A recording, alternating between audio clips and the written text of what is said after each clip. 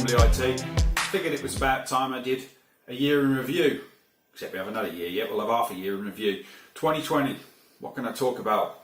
Well, apart from the bleeding obvious that we've all been working from home, what's really made a difference this year? What's happened? What's changed? Well, the first thing that's kind of happened, because we've all worked from home, is the price of laptops have gone through the roof. You try and buy one of those at the moment and you'll find you won't be getting much change out of 500-600 quid for a laptop. Whereas late December, early January, they were probably shifting for under £300. Everybody went and bought a laptop as soon as lockdown started because so many of us are working from home. And now they are not the bargain that they once were. Do expect that to change because China will start shipping out, and it's simply a matter of supply and demand. Because China wasn't shipping products internationally and everything had closed down, supply and demand said there was a lot of people who wanted them, there wasn't as many products, and so the price naturally changes. And I don't expect that to last forever. Right now though isn't a great time for you to be sourcing a laptop if you want to get one. You are going to pay slightly through the nose for it. And the same for a good quality webcam. They absolutely shifted from everywhere. Supplies are starting to come back into the market again. But right now, if you want to get yourself a web camera, it is going to cost you through the nose to do that. So it's something that's worth looking out for. Video calling has been the #1 thing of 2020 that everybody has had to embrace and take on. James and I have done it in Kimbley IT for years because we don't live near to each other and we don't often go into the office in Moseley. We do everything working from home. Video cameras have made it dead easy for us to do this over Google Meet. And Google Meet, to be honest, Google needed a bit of a slap in the chops because they were way far behind other people with their products and the features that it had got. And this resulted in Zoom becoming the big brand name of video calling. Everybody's heard of Zoom. It's Zoom fatigue, Zooming this. Everything is Zoom. Zoom has gone and got itself a brand awareness like no one's business. But it's not the best product by a long shot. The product's clunky and you have to install it on your computer and it's riddled with security holes and it's been down and it continues to go up and down. Google started copying all the features now of Zoom and have started integrating those so you can tile multiple people on the screens, so you can see everybody talking like you can in Zoom, and it's adding all the features that Zoom's got finally to its product. Microsoft Teams is equally a secure product, but it's fell foul of things like you can't have more than 9 people on the screen at once to actually view them without having to move to a different screen. And you can't give the speaker central focus on the screen, which is a bit rubbish. And again, it's not like Microsoft make junk products all the time. They don't. Google and Microsoft are the leaders in these kind of things. And yet they've been overtaken by the upstart because the upstart's giving the public what they want. So get your fingers out, Google and Microsoft. The end of the office. We talk about it today in our podcast. There's a lot of people out there now thinking, why am I spending thousands per month to have a city centre office for my company when actually we've all worked from home and it's worked really easily? Why would you bother? What is it you're really saying with an office? Is it your own ego, or do you really need to have your people there? I've had on LinkedIn trolls who've said to me, oh, you can't manage people without being with them in the room, but I think that's a load of BS myself.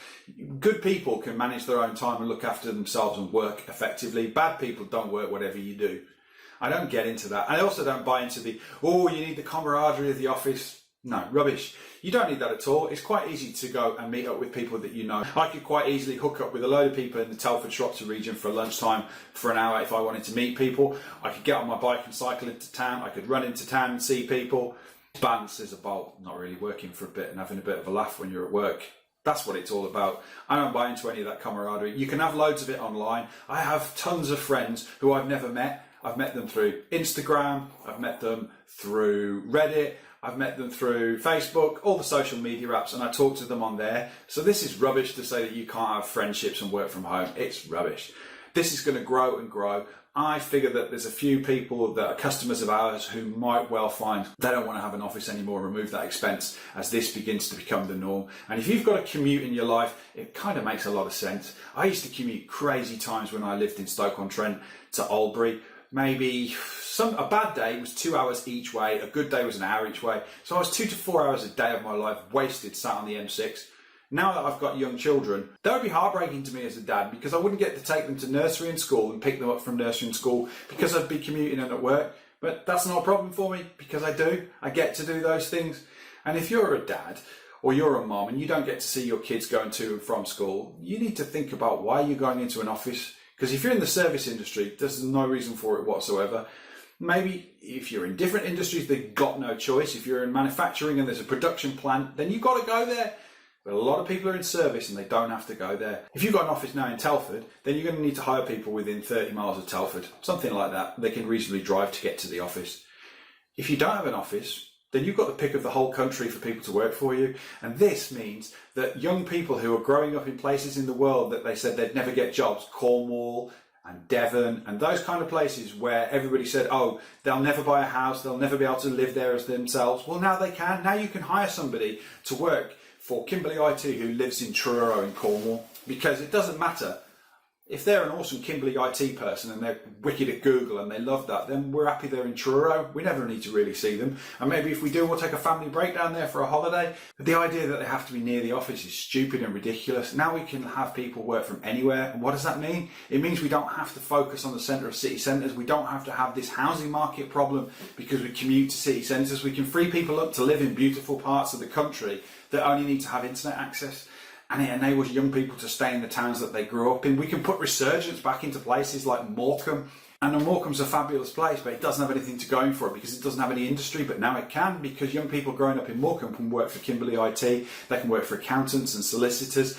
Their options are wide open when employers decide they don't have to have a centralised office. That's a big one that I'm right behind, and I think more people should be doing that. And I'm expecting to see more of that throughout 2020 and into the future. We'll see less and less people bothering to own offices. Will we see the slow decline of the desk phone? More video calls means less phone calls, which means less need for expensive phone systems. More and more of our customers now are picking up Google phone numbers. They're realising they don't really need to have a central phone number for their office. And if they do, they have one person that takes it. More and more of our customers now are saying, get me a Google Voice number. All my person needs to do is make outbound calls. They'll hide the phone number so no one can call them directly. That's another thing that's going to be happening. The decline of the desk phone, the decline of the office telephone system. But mostly we'll be doing video calls more because all of us have got so used to it now. We'll just pick up the phone and hold the phone in front of our face and make a video call, which is much, much better because you can then see how people's faces react and you can see the body language. And that makes for a better conversation.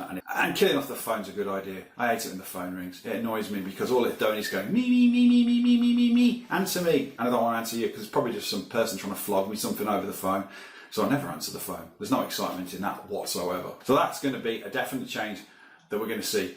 The reduction of the desk phone. I'm hoping some sense of normality is going to come back. I'm hoping that we're going to be able to get out there and do more things together and live. Ultimately, we've got to get ourselves back to snow.